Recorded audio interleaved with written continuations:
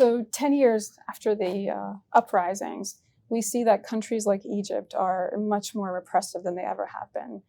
We say it's going to be Mubarak 2.0. This is much worse, right? Upwards of 60,000 political prisoners, the shutting down of most media, or it's owned by the intelligence agencies, shutting down of NGOs, quelling all protests.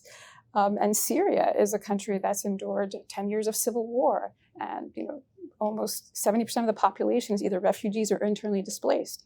So how do we look at these two countries 10 years later and explain the increased repression? It's very simple. These are family-run military regimes that don't know any other way to govern. They got through the last 40, 50 years, 60 years because they had a lot of foreign support. The needs of their populations were limited. They could handle them.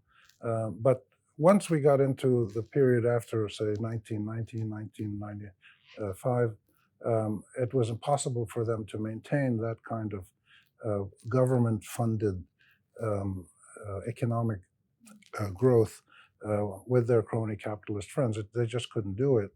And so repression was their only response.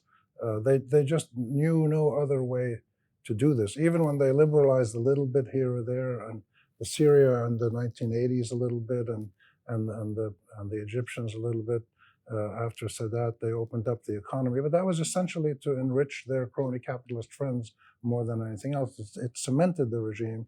It didn't really benefit the majority of citizens.